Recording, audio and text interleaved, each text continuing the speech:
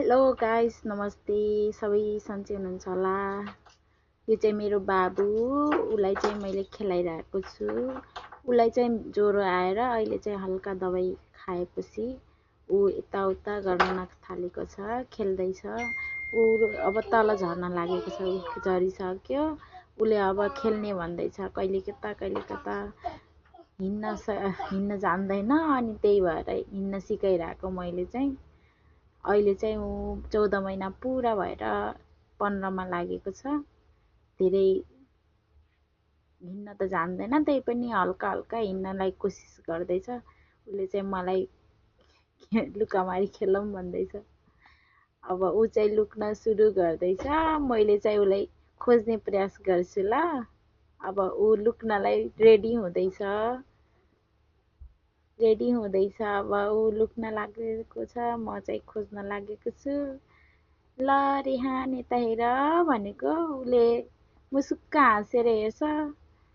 ल फेरि लुक्न गएको। के गरेको बाबुले, के गरेको? उसलाई चाहिँ खेल्ने भनिरहेको छ। उसलाई त्यति तागत त छैन, किनकि ऊ बिरामी भएको थियो नि त दुई तिन दिनदेखि। त्यही भएर दबाई खाएको चाहिँ आज उसलाई चाहिँ हल्का सन्चो भएको जस्तो भएको छ। त्यही भएर उसले चाहिँ खेल्न मन लागिरहेको छ, कहिले कता हिँडिरहेको छ।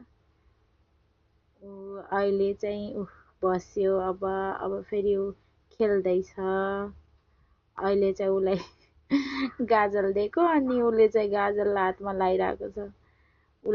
उसलाई चाहिँ गाजलहरू, यस्तो पेन्सिलहरू लास्टै मनपर्ने। त्यही भएर गाजलहरू खेलाइरहेको छ। अब उसले सोचिरहेछ कसरी झरौँ म तल। अब खुसी भएर मक्खै फोन मागेको थियो, फोन चाहिँ मैले दिएन। त्यही भएर रिसाएर अहिले चाहिँ चुकुन्दर खाँदैछ। उसलाई चाहिँ मन त पर्दैन, त्यही पनि उसले चाहिँ खेलाइरहेको छ। मेरो छुनु मुनु के गरेको भनेको त ऊ यता यता के गर्दैछौ भनेको।